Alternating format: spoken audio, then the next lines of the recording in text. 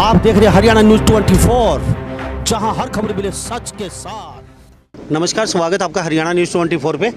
मैं हूं मुन्ना लांबा, मेरे सहयोगी हिमांशु लांबा के साथ। आज हम मौजूद हैं हिसार, और हिसार ज़िले में मौजूद हैं नलवा विधानसभा में। पहले हम यहां दिखा सकते हैं बैठे कहां पे हैं।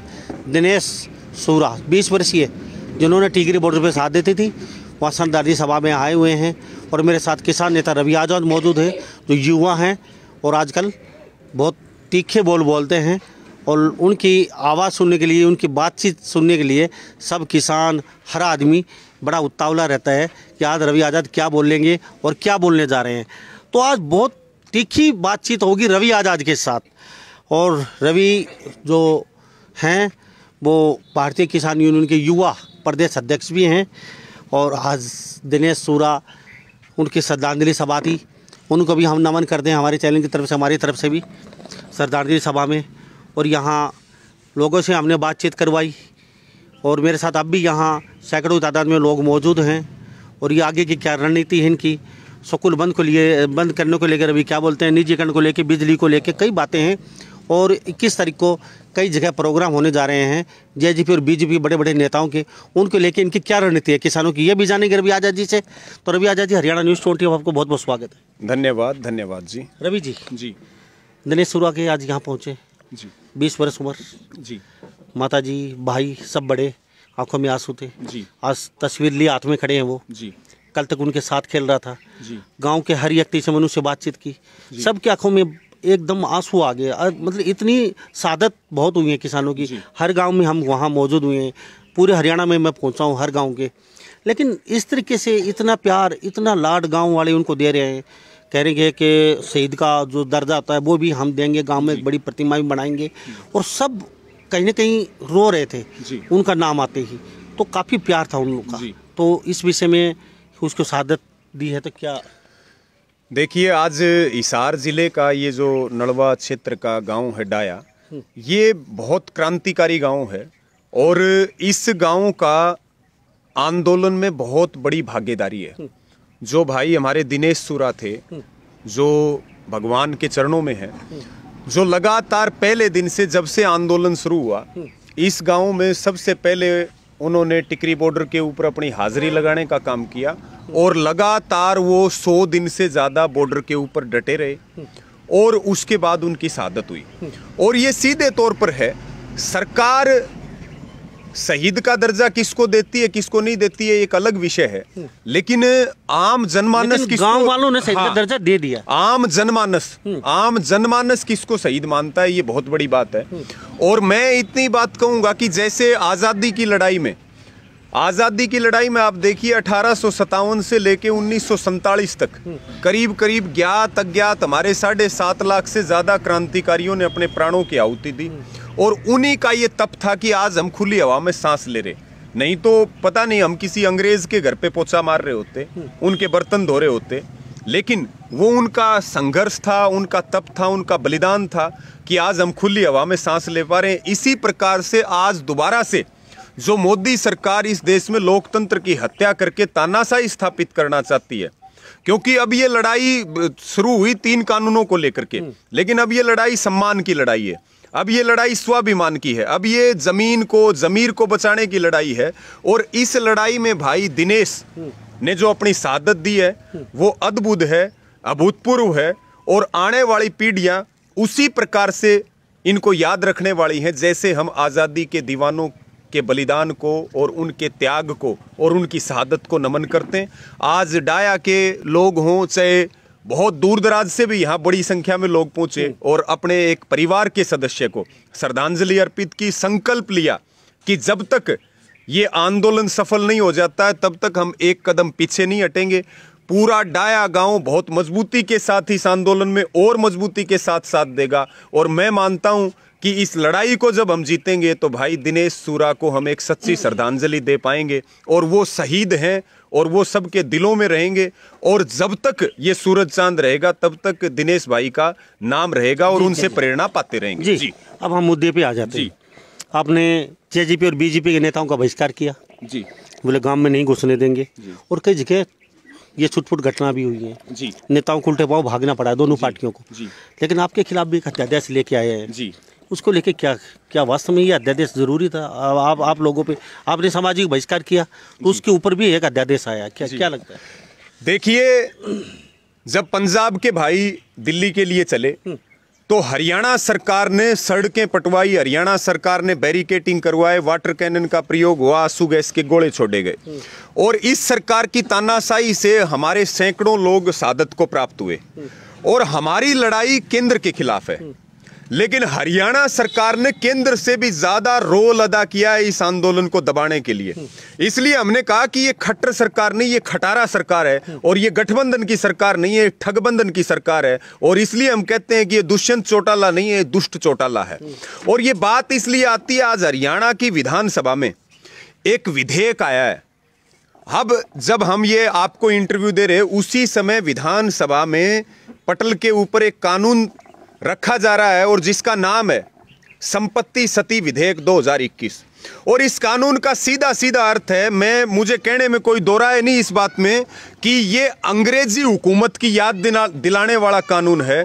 ये अंग्रेजों से भी एक कदम आगे जाकर के ये कानून लेकर के आए और आंदोलन को दबाने के लिए, इस आंदोलन को दबाने के लिए, इस आंदोलन का जो नेतृत्व है उसके ऊपर मुकदमे दर्ज करके उनको जेलों में डालने के लिए ये कानून लेकर के आए हैं। इस कानून का सीधा सीधा मतलब है ये संविधान के खिलाफ कानून है, क्योंकि संविधान हमें अधिकार देता है अपनी आवाज उठाने का, संविधान हमें अधिकार देता है सरकार के खिलाफ एजिटेशन करने का।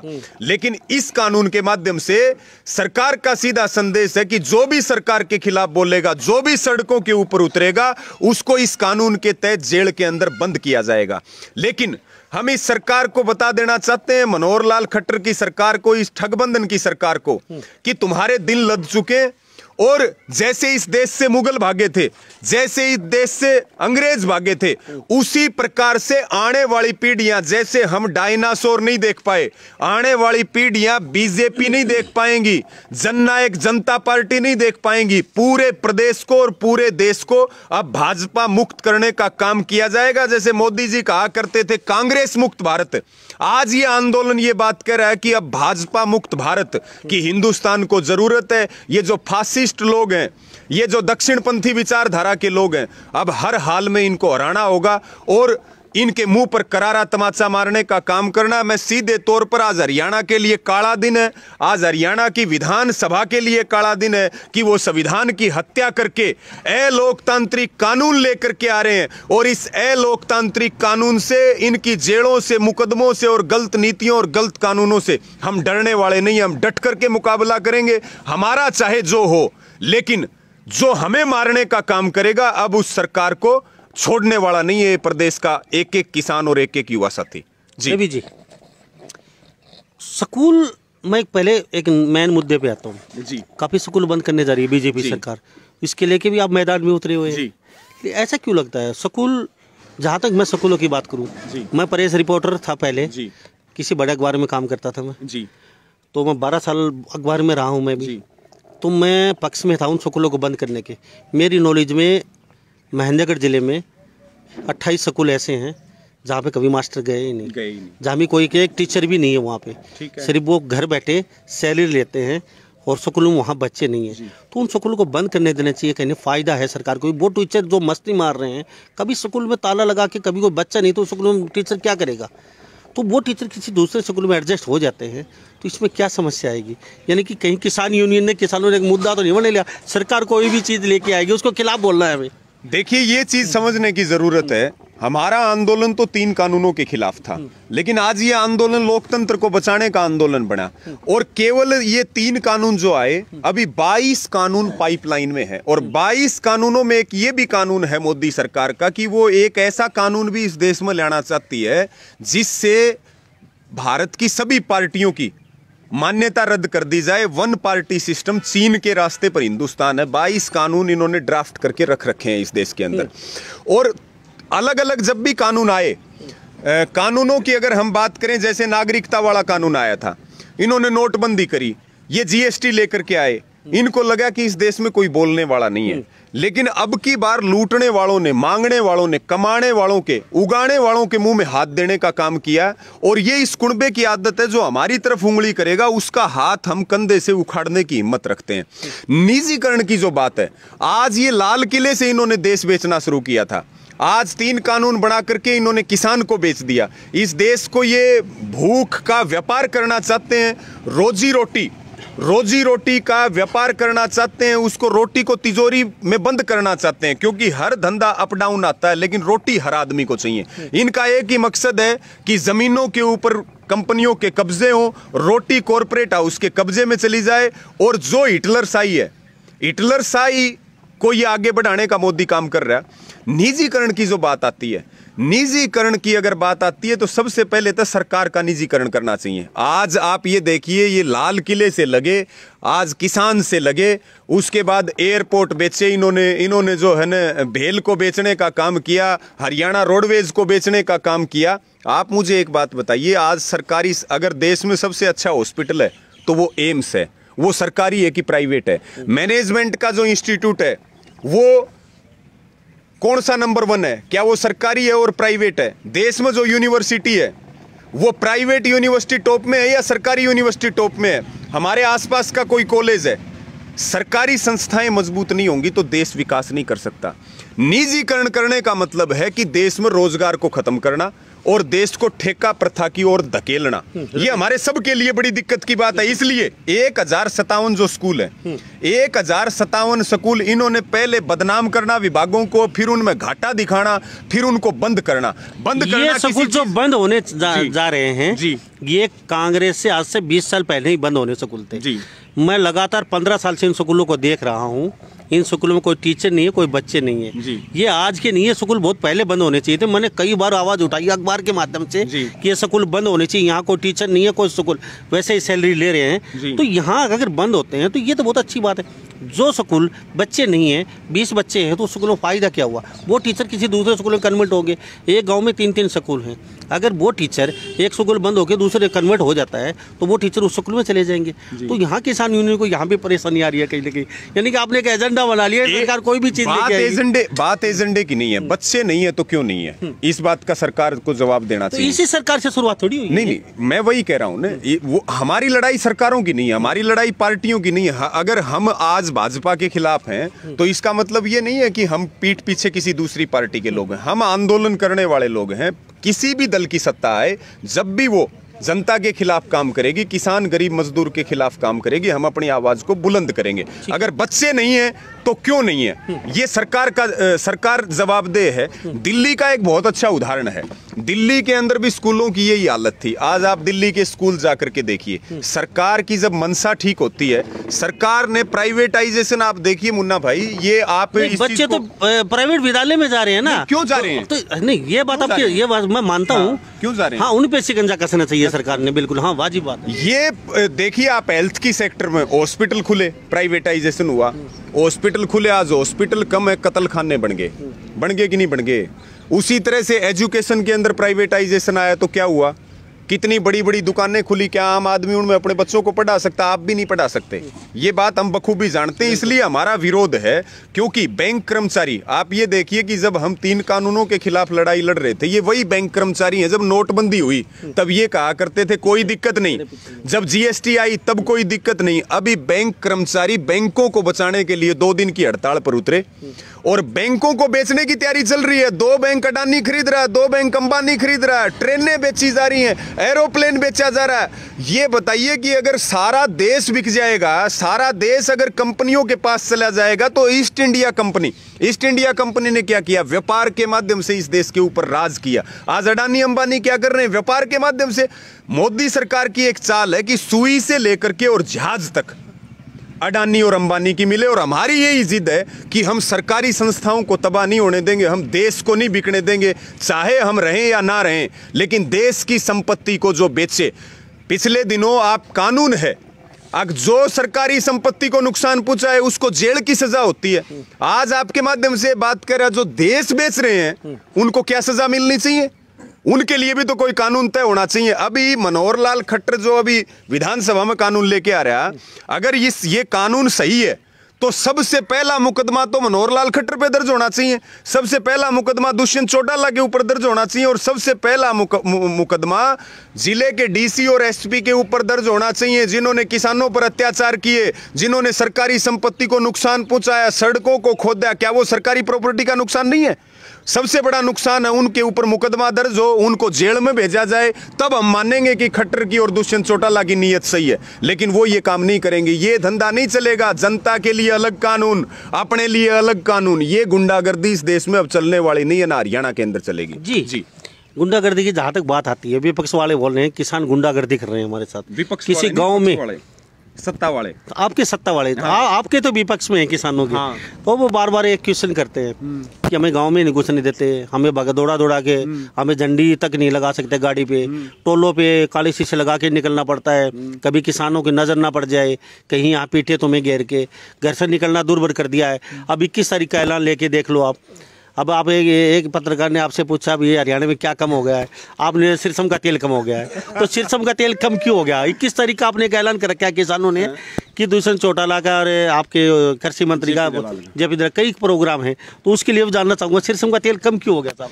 देखिए, ये बात सोचने की जरूरत है। जिस सरकार को 1.25 साल पहले वोट देकर के जनता ने बनाया, आज उनको इतना हे दृष्टि से क्यों देखा जा रहा है? हरियाणा बनने के बाद कभी ऐसा नहीं हुआ कि सरकार को लॉकडाउन किया गया हो, सरकार को फार्म हाउस में कैद किया गया हो। आज हरियाणा बनने के इतने वर्षों बाद और 1.25 साल की सरकार, इसका मतलब उनकी नीतियां गलत हैं, उनकी सोच गलत है, जो जनता उनको हे दृष्टि से देखने का काम कर रही है।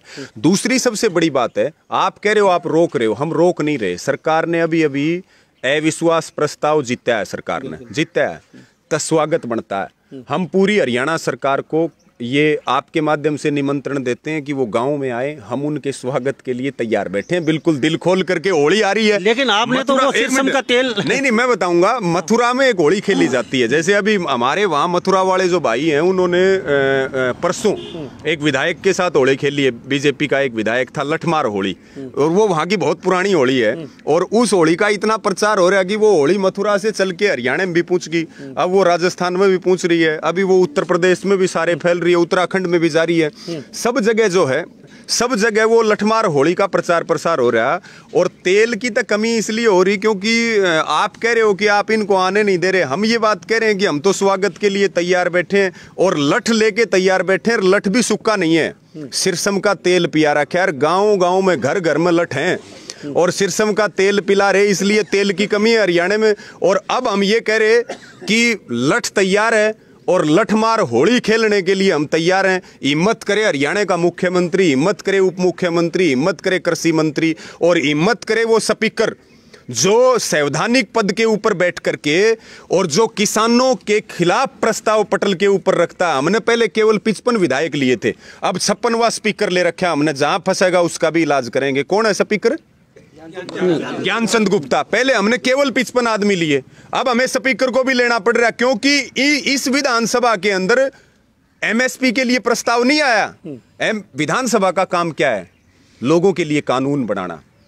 वो प्रस्ताव नहीं आया कि हरियाणा को एमएसपी मिलना चाहिए। हमारे 281 किसान शहीद हो गए, शर्म आनी चाहिए इन लोगों को जो विधानसभा में बैठे शर्म बेच खाई इन्होंने। उनके लिए प्रस्ताव, शोक प्रस्ताव लेकर के नहीं आए, प्रस्ताव लेकर के आए तो क्या लेकर के आए कि जेजेपी बीजेपी हमारे सहयोगियों का जो पॉलिटिकल बाइकाट है, सोशल बाइकाट है, और इसके साथ में धार्मिक बहिष्कार, इन लोगों की नजर अगर प्रदेश पर पड़ी तो प्रदेश के लॉ एंड ऑर्डर खराब होंगे। इसलिए 10 तारीख के बाद हरियाणा की सड़कें बीजेपी और जेजेपी मुक्त हैं, और इलाज उनका भी कर रहे जो इनको बुला रहा। जो इनको बुलाएगा उनके घरों का घेराव करेंगे, उनका सामाजिक बहिष्कार करेंगे। ये लोग प्रदेश के दुश्मन है, नौजवान के दुश्मन है, किसान के दुश्मन है, आंदोलन के दुश्मन है। इनका स्वागत करने के लिए तैयार बैठे हैं। अगर आप में हिम्मत हो तो बुलाओ। और मारे सारे ये देखो कतरा न्यू मुंह पाड़न लग रहे हैं कि को भाजपा और जेजेपी वाला दिख जाए तो उनका वेलकम कर दें। मैं तो आपके कैमरामैन से भी कहूंगा थोड़ा घुमा के दिखा दो। मतलब इनकी आंखों में एक मतलब वो है, इंतजार है कि भाई आइए हमारे गांव में, पधारिए हमारे गांव में, स्वागत करेंगे, बहुत बढ़िया स्वागत करेंगे। और करीब करीब 1 दर्जन जगह स्वागत किया है। आगामी जो है 20 तारीख को सोनीपत का सांसद है रमेश चंद्र कौशिक, जो हमारी मौत के कागजों पे साइन करके आया, वो जिंदगी यूनिवर्सिटी में आ रहा है, वहां उसके स्वागत की तैयारियां हो रही हैं। दुष्यंत चौटाला होली मिलन समारोह करने जा रहा है फरीदाबाद। फरीदाबाद के जिले के हर रोज 1 दर्जन गांव में पंचायतें हो रही हैं। मतलब आप देखिए होली मिलन समारोह की तैयारियां फरीदाबाद में, और फरीदाबाद और मथुरा में कोई बहुत ज्यादा दूरी नहीं है, तो वहां लठमार होली की तैयारियां चल रही हैं। 21 तारीख को ही सिवानी में सेठ मेघराज कॉलेज में जो है जेपी दलाल आ रहा है, उसकी भी तैयारियां, ये भी सारे आएंगे उड़े जेपी दलाल का स्वागत करने के लिए। लेकिन हिम्मत तो जेपी दलाल की चाहिए, हिम्मत दुष्यंत चौटाला की चाहिए, हिम्मत रमेश चंद्र कौशिक की चाहिए। और 25 तारीख को गढ़ी सापड़ा जो रोहतक डिस्ट्रिक्ट में है, वहां जो चौधरी छोटू राम का धाम है, वहां पे वीरेंद्र डूमरखा आ रहा है किसान मजदूर एकता सम्मेलन करने के लिए।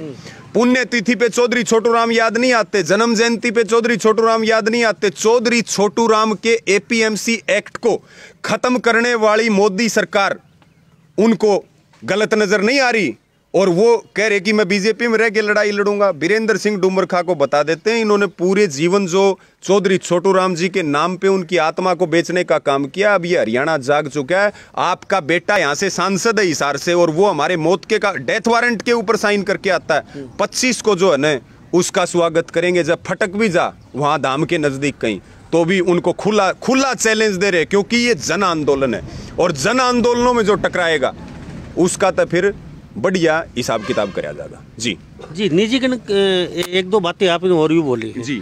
तो यानी कि 21 और 20-25 तारीख को जी काफी मुश्किल होने वाली है बीजेपी और जेजेपी नेताओं को।